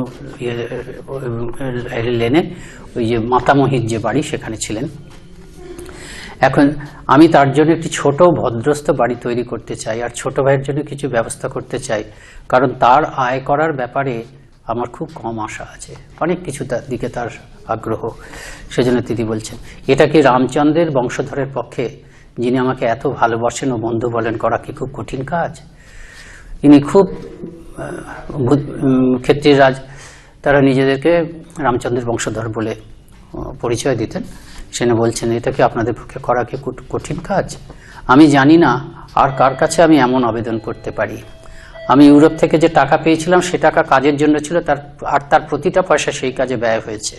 ভারতবর্ষে ফেরার পরে লিখছেন 1898, এই পৃথিবীতে আমার কেউ নেই যার কাছে নিজের জন্য সাহায্য ভিক্ষা করতে পারে। সত্যি সত্যি ওনার সঙ্গে উনি যা করেছেন, এবং ওনার সঙ্গে তার বিশেষ গুরুত্ব, মানে গুরু শিষ্য, এবং স্বামীজির আশীর্বাদে ক্ষেত্রীরাজের পুত্র সন্তান হয়েছিল। ক্ষেত্রীরাজের পরিবারে একটা অভিশাপ আছে যে ওদের সবাই দত্তক পুত্র। আমি এরকম একটা কাহিনী ওখানে গিয়েও শুনেছিলাম, কাহিনীটা এখানে বলছি না। কোনো এক বন্ধু অভিশাপ, সেই বন্ধুকে পূর্বপুরুষরা কেউ ঠকিয়েছিলেন, দুজনে খুব মানে টাকা পয়সার ব্যাপারে। তখন বন্ধু বলেছিলেন যে তোমরা অপুত্রক থাকবে। রাজ পরিবার অপুত্রক থাকা মানে তারা সেই জন্য দত্তক পুত্র নিয়েই আসছে। ক্ষেত্রীরাজও নিজের দত্তক পুত্র ছিলেন, এখনো শুনেছি যারা আছে দত্তক পুত্র। কিন্তু একবারই সেই ভেঙেছিল স্বামীজির আশীর্বাদে, সেই অভিশাপ ভেঙে গেছিল স্বামীজির আশীর্বাদে। ক্ষেত্রীরাজের পুত্র কাজে তিনিও খুব কৃতজ্ঞ, তিনি করেছেন। আমি নিজেকে মহারাজের সামনে তুলে ধরছি, আর অন্য কেউ এ ব্যাপারে জানবে না। আমি ক্লান্ত, বিষণ্ণ হৃদয় ও মৃত্যু পথযাত্রী। আমার প্রার্থনা আপনি আপনার মহৎ দয়াশীল আচরণের সাথে সামঞ্জস্য রেখে আমার প্রতি শেষ দয়াটুকু করুন। এটা প্রার্থনা করেছিলেন। ক্ষেত্রীরাজ জানিয়েছিলেন যে তিনি 100 টাকা করে দিচ্ছেন, কিন্তু তার আগের থেকেই দিচ্ছিলেন বলে আমরা জানি। এবং স্বামীজি খুব খুশি হয়েছিলেন, এবং ক্ষেত্রীরাজ ওই যে বাড়ি তৈরি করার কথাও স্বামীজি, ওটা তো বোধহয় রাজিই হয়েছিলেন, কারণ স্বামীজি একটু খরচ দিচ্ছেন, খরচের হিসাব দিচ্ছেন, এরকম হলে আমি করতে পারবো। তারপরে বলছেন যে আপনার নিকট আমার আরেকটি ভিক্ষা আছে, যদি সম্ভব হয় আমার মাকে মাস প্রতি 100 টাকা পাঠানোর ব্যবস্থাটা স্থায়ী রাখবেন, যাতে আমার মৃত্যু হলেও যেন তা তার কাছে নিয়মিত পৌঁছায়। এখন আমাদের পাবলিকেশনে, প্রকাশনাতে যেসব খবর আছে তাতে আমরা জানি না ক্ষেত্রীরাজের মৃত্যু হয়েছিল 1901 খ্রিস্টাব্দে, এই টাকা পৌঁছেছিল কিনা। কিন্তু ওই যে বললাম কালীজীবন দেব শর্মার বই আছে শ্রীরামকৃষ্ণ লীলা অভিধান, এবং তার বইটিকে প্রামাণিক ধরার পক্ষে যথেষ্ট কারণ আছে। তিনি বহু খেটেখুটে এবং তিনি খুব তথ্যনিষ্ঠ গবেষক ছিলেন। সেখানে কিন্তু আছে যে স্বামীজির কথা ক্ষেত্রীরাজে ব্যবস্থা করে গেছেন। তিনি 1901 খ্রিস্টাব্দে দেহত্যাগ করলেও 1911 খ্রিস্টাব্দ পর্যন্ত সেই মায়ের কাছে পৌঁছতো 100 টাকা। কাজে এটা শুনলে আমাদের একটু ভালো লাগে যে স্বামীজির মায়ের একেবারে হয়নি, একেবারে সবাই ফেলে দেননি। রাজা মহারাজজি এরাও সবসময় দেখাশোনা করতেন, কিন্তু কষ্ট তো ছিলই সব রকম। আর অলিবুলকে চিঠি লিখছেন, অলিবুলকে 1900 সালে চিঠি লিখছেন। কি লিখছেন? স্বামীজি ভেবেছিলেন, মানে কি তার মাতৃগত প্রাণ, মানে সব কাজ তো হয়ে গেছে, রামকৃষ্ণ মঠ হতে যাচ্ছে, যা করতে চেয়েছিলেন ভারত জাগরণ হচ্ছে, বিদেশে একটা বিরাট শোরগোল করেছেন, প্রভুর দেওয়া সব কাজই তো করেছি, এখন সব কিছু শারদানন্দজি, ব্রহ্মানন্দজি এবং অলিবুলকে তিনি খুব ভরসা করতেন, ধীরা মাতা বলতেন, মা বলতেন ধীরা মাতা, যে তোমাদের কাছে লিখে দিয়ে আমি কি করব, মায়ের কাছে ফিরে যাব। কি বলছেন? I lay down all the concerns of the mott and for a time go back to my mother. মায়ের কাছে চলে যাব, এগুলো সব তোমাদের দিয়ে যাব, এসব দায়িত্ব মঠের। She has suffered much through me. আমার জন্য তার অনেক কষ্ট হয়েছে। I must try to smooth her last days. তার শেষ জীবনগুলো যাতে স্বচ্ছন্দে কাটে সেটা আমার চেষ্টা করা অবশ্যই উচিত। Do you know? This was just exactly what the great Shankaracharya himself had to do. Shankaracharya তো শেষকালে চলে এসেছিলেন, মায়ের সঙ্গে তার কথা ছিল যে মরণকালে কে আমাকে মুখে আগুন দেবে, আমার তো কেউ নেই, বলে তুমি আমাকে স্মরণ করবে, তাহলেই আমি বুঝতে পারবো, চলে আসবো। সত্যি সত্যি এটা হয়েছিল। কোন জায়গায় তর্ক বিতর্কে ব্যস্ত ছিলেন, হঠাৎ তিনি বুঝলেন যে মা তাকে স্মরণ করছেন, মা মৃত্যু পথযাত্রী। গেলেন, তারপর গিয়ে মাকে তো তীর্থ দর্শন করার নেই, মা যা মনে মনে যা যা তীর্থ দর্শন করাতে চান সব শঙ্করাচার্য করে দিলেন ওই মৃত্যুসজ্জাতেই। তারপরে শ্রাদ্ধ করবেন, যেই শ্রাদ্ধ করবেন সঙ্গে সঙ্গে সবাই এসে হাজির হলো ওখানে। না, তুমি সন্ন্যাসী হয়ে শ্রাদ্ধ করবে কি করে, কেউ তাকে শ্রাদ্ধ করতে দেবে না, কিন্তু তাও শঙ্করাচার্যজি শ্রাদ্ধ করলে, সেই কথাটাই বলছেন। তারপরে বলছেন Swamiji, I have forebodings that my mother has got very many years to live. যে আমার একটা মনের মধ্যে প্রিমনিশন, একটা পূর্বাভাস হচ্ছে যে মা বোধহয় বেশি দিন থাকবেন না, কিন্তু তার আগেই তিনি চলে গেলেন। Leaving my mother was a great renunciation in 1884. It is a greater renunciation to go back to my mother now. যখন সংসার ছেড়েছিলাম তখন মাকে ত্যাগ করাটা একটা বিরাট ত্যাগ ছিল। এখন সঙ্গ হয়েছে, এই সঙ্গটাকে ত্যাগ করে আমি মায়ের কাছে চলে যেতে চাচ্ছি, এটা কিন্তু আরো কঠিন ত্যাগ। ভেবে চলেছেন এটা আরো বেশি বড় ত্যাগ, কিন্তু শেষকালে তো হবে না, জানেন, আমরা জানি। Probably mother wants me two undergo the same that she made the great Acharya in old days. Mother মানে এখানে জগজ্জনী, সম্ভবত যত জগজ্জনী চাচ্ছেন যে সেই শঙ্করাচার্যজিকে দিয়ে তিনি তা করিয়েছিলেন, আমাকে দিয়ে হয়তো সেটাই করবেন। অ্যাজ ফর মাই মাদার, এখানে গর্ভধারিণী জনের কথা করছেন, I am going back to, একটা চিঠি না একাধিক চিঠিতে এই চিন্তাটা তার প্রকাশ পাচ্ছে যে আমি মায়ের কাছে ফিরে যাচ্ছি। For my last days and for hers, তার শেষ জীবনের দিনগুলো এবং আমার শেষ দিনগুলোর জন্য আমি যাচ্ছি। All my life I have been A torture to my poor mother, আমার হতভাগিনী মা, সব সময় আমি তার কষ্টের কারণ হয়েছি। Her whole life has been one of continuous misery, একেবারে নিরবচ্ছিন্ন দুঃখ কষ্টের জীবন। If it be possible my last attempt should be make her a little happy, যদি সম্ভব হয় আমার শেষ কর্তব্য হওয়া উচিত যে তাকে একটু আমি শেষ সময়ে সুখ দিই। সেই চিঠিটা তো জানেন, বিখ্যাত চিঠি, সেটা হচ্ছে জুনাগড়ের দেওয়ান হরিদাস বিহারী দাসকে তিনি লিখছেন যে ওটা বোধ হয় 1894 সালে হ্যাঁ 1894 29শে জানুয়ারি। তা তিনি গেছিলেন স্বামীজির মাকে দেখতে, মাকে। তারপর বোধহয় স্বামীজিকে চিঠি লিখেছেন। স্বামীজি বলছেন, বাংলায় পড়ছি, যে আমার সব থেকে নরম জায়গাটা স্পর্শ করেছেন। পৃথিবীতে যদি কাউকে ভালোবাসি তিনি আমার মা, কিন্তু যদি সংসার ত্যাগ না করতাম তবে শ্রীরামকৃষ্ণ যে মিশন বা জীবনব্রত পালন করার জন্য অবতীর্ণ হয়েছিলেন সেই জীবনব্রতটা সফল হতো না। আর এই যে যুবকবৃন্দ যারা এই যে জড়বাদের প্রবল উচ্ছ্বাস তার বিরুদ্ধে একেবারে প্রাকারের মতন দাঁড়িয়ে আছে, standing like a bulwark against the tremendous surge of materialism, এই জিনিসটা হতো না। জড়বাদকে রুখতে হবে, অর্থাৎ এই সংঘ, এই জিনিসটা হতো না। অর্থাৎ মায়ের প্রতি ভালোবাসা আছে, যন্ত্রণায় দগ্ধ হচ্ছি, কিন্তু এটি বিরাট কাজ। এই বিরাট কাজটা করার জন্য আমি মায়ের প্রতি নিষ্ঠুর হয়েছি। সবই সঙ্গে হৃদয় একদম রক্তাক্ত হয়েছে মায়ের জন্য, কিন্তু তা সত্ত্বেও স্বামীজি কিন্তু ফিরে যাননি, কারণ এই ঠাকুরের কাজ, ঠাকুরের জীবনব্রত পালনের জন্য। অনেক বলে ফেলেছি, জগৎজননী সম্বন্ধে বলার কিছু সুযোগ আছে কিনা একটু বলছি। জগৎজননীকে মানলেন ঠাকুর, ঠাকুর মানালেন আমরা জানি। কি আনন্দ ঠাকুরের! তোতাপুরী মা কালীকে মানতেন না, মেনেছেন, তাতে ঠাকুরের হয়তো আনন্দ হয়েছে, কিন্তু স্বামীজি মেনেছেন, তাতে যে আনন্দ বারবার ধরে কে আসছে তাকেই বলছেন যে নরেন কালী মেনেছে না, কি ভালো হয়েছে না, কি ভালো হয়েছে বলে এত যে আনন্দের উচ্ছ্বাস। কেন আনন্দ উচ্ছ্বাস? এই কারণে যে নরেন হচ্ছে তার প্রধান যন্ত্র। ব্রহ্মকে মানে নরেন্দ্র, কেন নরেন্দ্র নির্বিকল্প সমাধি মান হয়ে যায়, নির্বিকল্প সমাধিতে ছিলেন, নির্বিকল্প সমাধি যে কোনো মুহূর্তে সে চলে যেতে পারে, কিন্তু শক্তিকে মানে না। শক্তিকে না মানে মানে এই জগৎকে মানতে পারবে না। জগতের সঙ্গে ব্রহ্মের সম্পর্ক, স্রষ্টার সঙ্গে সৃষ্টির সম্পর্ক, এগুলো যদি না মানতে পারে মানুষের জন্য ওই যে বটগাছ হতে পারবে না।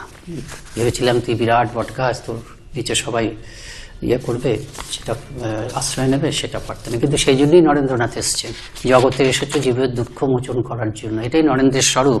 সেই নরেন্দ্রের স্বরূপের নরেন্দ্রকে নিয়ে যাওয়ার জন্য, এই পৃথিবীতে থাকাকালীন নরেন্দ্রের যে কাজের স্বরূপ সেখানে ফেরত নিয়ে যাওয়ার জন্য নরেন্দ্রের সমাধিমুখী মনকে তিনি জগৎমুখী করলেন, এবং দুটোর মধ্যে সমন্বয় সৃষ্টি করছেন হচ্ছে মাকে মানা। কাজেই মায়ের প্রতি দিলেন তাকে, এবং সেই মায়ের কাছে প্রার্থনা করলেন, জ্ঞান দাও, ভক্তি দাও, বিবেক দাও, বৈরাগ্য দাও, তোমার অবাধ দর্শন যাতে নিত্য পেতে পারি তাই করে দাও। এবং তাই ঠাকুর বলেছিলেন যে আজকে গিয়ে যা চাইবি তাই পাবি। টাকা পয়সা চাইতে পারেননি, চাকরি চাইতে পারেননি, কিন্তু যা চেয়েছেন তাই পেয়েছেন। সারা জীবন ধরে মা একেবারে এসব দিয়ে ভরিয়ে দিয়েছেন, জ্ঞান, ভক্তি, বিবেক, বৈরাগ্য, এবং অবশ্যই নিশ্চয়ই তোমার মায়ের অবাধ দর্শন, যেগুলো আমরা জানি না। আর আমাদের এই নতুন ভাবের বৈশিষ্ট্য হচ্ছে কি, ব্রহ্ম ও শক্তি ও অভেদ। ঠাকুর বারবার ধরে কথামৃতে বলেছেন, হেলছে দুলছে শক্তি, একই সাপ আবার চুপ করে বসে আছে। এই ব্রহ্ম শক্তিকে অভেদ মানতে হবে, একই মানে এটাকে একদম ঠিক করে বিশ্বাস। কাজে যিনি ব্রহ্মলীন হতে পারেন, স্বামীজি যে কোনো সময় ব্রহ্মলীন হতে পারতেন, তিনি মাতৃধ্যানেও লীন হবেন। যার জন্য আমরা দেখি কি, যিনি অদ্বৈত আশ্রম প্রতিষ্ঠা করেছেন, শুধু অদ্বৈত তত্ত্বের চর্চা হয় বলে, তিনি আবার বেলুড় মঠে দুর্গা পূজা এবং কালী পূজার প্রবর্তন করেছেন। কাজে জগৎ জননীকে মানতে হবে, আবার জগৎ জননী যেখান থেকে এসছেন উৎস, সেই ব্রহ্মকেও মানতে হবে। যিনি বলেছেন আমি উপনিষদ ছাড়া কিছু প্রচার করিনি, তিনি আবার যেন ঢাক পিটিয়ে বলেছেন যে আমি শাক্ত মায়ের সন্তান। এটা বলেছেন তিনি, অনেকবার বলেছেন। আর বলেছেন শাক্তকে, যিনি জানেন জগৎব্যাপী একটি শক্তি রয়েছে এবং সেই শক্তিকে মা বলে চেনেন, এবং জগতের প্রতিটি নারী মূর্তির মধ্যে সেই বিশেষ মানে শক্তির প্রকাশ দেখেন, তিনি সেটাই বলছেন। আবার এই মায়েরই প্রকাশ দেশের মধ্যে, সেই জন্য এত দেশপ্রেম। বলছেন না যে ভুলিও না জন্ম হইতেই মায়ের জন্য পলি প্রদত্ত, ভুলিও না তোমার সমাজ সেই বিরাট মহামায়ার ছায়া মাত্র। সব এই জগৎজননীকে মেনেছে, এই জগৎজননীর প্রকাশ দেখেছেন গর্ভধারিণীর মধ্যে, সেই জগৎজননীর প্রকাশ এই বিশ্ব ব্রহ্মাণ্ডে, এবং জগৎজননীর প্রকাশ দেশের মধ্যে, এবং সেই জগৎজননীর প্রকাশটাকে আপনি পরিষ্কার দেখলেন তিনি সিসি মায়ের মধ্যে। মায়ের মধ্যে কেন, ঠাকুরের মধ্যেও তিনি সেই মায়েরই প্রকাশ দেখেছেন। নিবেদিতাকে বলেছিলেন, নিবেদিতা জিজ্ঞেস করছেন কালীর অবতার বলতে পারে শ্রীরামকৃষ্ণকে এরপরে? স্বামীজি বলছেন হ্যাঁ, হয়তো তাই হবে। এবং এটার মধ্যে যুক্তিও আছে। ঠাকুর নিজেই বলছেন আদ্যাশক্তির কৃপায় অবতার লীলা। ব্রহ্ম শুদ্ধ ব্রহ্ম পরাৎপর রাম, তুমি ব্রহ্ম রামকৃষ্ণ। সেই শুদ্ধ ব্রহ্ম রামকৃষ্ণ হয়েছেন, কৃষ্ণ হয়েছেন, রাম হয়েছেন। কিন্তু এই যে শুদ্ধ ব্রহ্ম নররূপ ধারণ করে ভগবান অবতার হলেন, মাঝখানে কিন্তু মা রয়েছেন, মা বা মহামায়া বা আদ্যাশক্তি। তার মধ্য দিয়ে না আসলে হতে পারছেন না। কাজেই এই আদ্যাশক্তির প্রকাশ মায়ের মধ্যে, মানে ঠাকুরের মধ্যেও, ঠাকুরও আদ্যাশক্তির প্রতিমূর্তি, শ্রী মাও আদ্যাশক্তির প্রতিমূর্তি। জগৎজননী দুজনের মধ্যে ভাগ হয়েছেন, আবার একাকার। যেমন আমরা চণ্ডীতে প্রথম যে ওই যে মধুকৈটভ বধের সময় বিষ্ণু ঘুমিয়ে রয়েছেন, ব্রহ্মা স্তব করছে, সেখানে যে দেবীর আবির্ভাব, চণ্ডী জুড়েই যে দেবী, তিনি কিন্তু মহাদেবের ঘরণী নন, তিনি হচ্ছেন এই আদ্যাশক্তি। এবং তাকে দেবতারা কিভাবে স্তব করছে, ব্রহ্মার স্তব এক জায়গায় পড়ি, বলছেন যে বিষ্ণু শরীর গ্রহণম অহম ঈশান এব চ কারিতা তে, যে বিষ্ণুর শরীর গ্রহণ, অহম মানে আমার শরীর গ্রহণ, আর ঈশান অর্থাৎ শিবের শরীর গ্রহণ, এটা কে করেছে? কারিতাতে, আমরা করেছি কি? তে, তোমার দ্বারা, তুমি আমাদেরকে, আমরা ব্রহ্মা বিষ্ণু মহেশ্বর, তুমি আমাদেরকে শরীর ধারণ করিয়েছ। যেহেতু তাই যত অত স্তোতুম শক্তিমান ভাবে, যেহেতু এরকম হয়েছে যে আমাদের শরীর ধারণ তুমিই করেছো ব্রহ্মা বিষ্ণু মহেশ্বর, আমরা কাজেই কে তোমার স্তব করতে সমর্থ? স্তব করছি, কিন্তু এই স্তব তো পূর্ণ স্তব নয়, বলে শেষ করা যাবে না। যার জন্য ঠাকুর মাও বলছেন, এই স্বামীজিও বলছেন, রামকৃষ্ণ পরমহংস বরং যায় যা ক্ষতি নেই, মা ঠাকুরানী গেলে সর্বনাশ। ঠাকুর নিজেই বলছেন, ওরে হৃদে আমার মধ্যে যে আছে সে যদি ফোঁস করে, ব্রহ্মা বিষ্ণু মহেশ্বর রক্ষা মানে রক্ষা পেলেও পেতে পারিস, ওর ভেতর শ্রী মায়ের মতো যে আছে ব্রহ্মা বিষ্ণু মহেশ্বরও তোকে রক্ষা করতে পারবেন না। কারণ মা দাঁড়িয়েছেন, ওই চণ্ডীতে যেমন দেখলাম, মা দাঁড়িয়ে আছেন ব্রহ্মা বিষ্ণু মহেশ্বরেরও মাথার উপরে।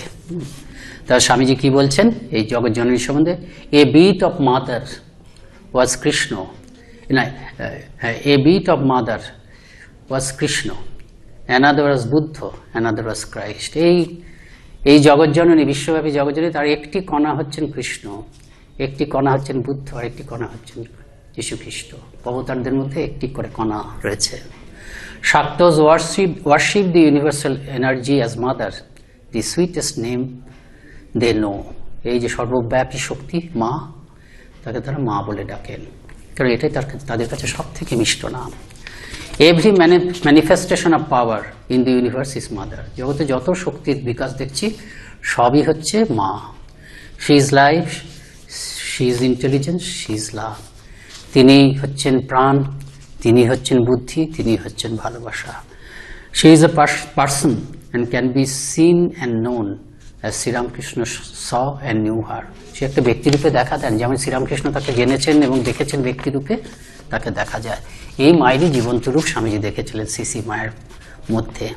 ঠাকুর তাকে মায়ের সম্বন্ধে কিছু বলে গেছিলেন বলে আর জানা যায় না, তবুও তিনি নিজের আধ্যাত্মিক যে কি বলবেন শক্তির দ্বারা বা ইনটিউশন দ্বারা মাকে স্বরূপ ধরতে পেরেছিলেন। কারণ এই মহাপুরুষ মহারাজ, রাজা মহারাজ, যেসব মহা যারা সত্যিকারের পুরুষ, মানে ঠাকুরের পার্শ্বদ অন্যান্য, তারা একদম বলতেন সবসময় যে মাকে আমরা কেউ বুঝতে পারিনি।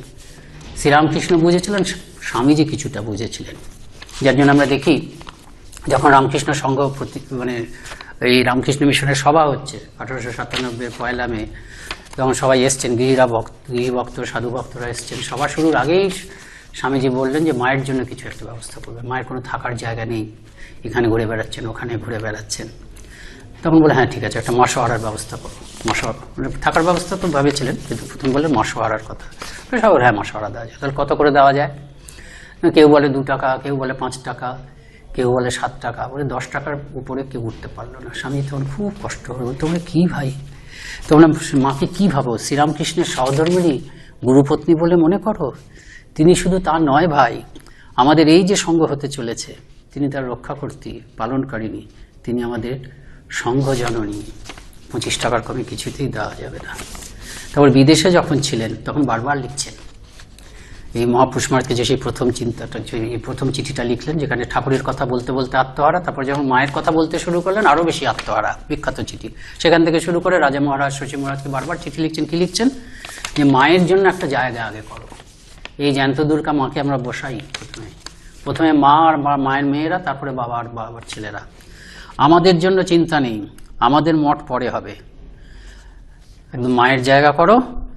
কলকাতার কাছে একটা জায়গা হলে মা ঠাকুরনকে কেন্দ্র করে গৌরমা, গোলাপমা একটা বেডল হুজুক মাচিয়ে দিই। তিনি প্রথমে ভেবেছিলেন যে এই রামকৃষ্ণ মঠ হওয়ার আগেও মায়ের মঠ হোক। 1897 ঘটনাটা পরে বললাম, এটা হচ্ছে আরও আগে 1894। ওটা যখন রামকৃষ্ণ মিশন প্রতিষ্ঠা হলো সেটা তো বিদেশ থেকে এসে, কিন্তু বিদেশ থাকাকালীন প্রথমে স্বামীজি মায়ের মঠটা প্রথম হবে বলে ভেবেছিলেন।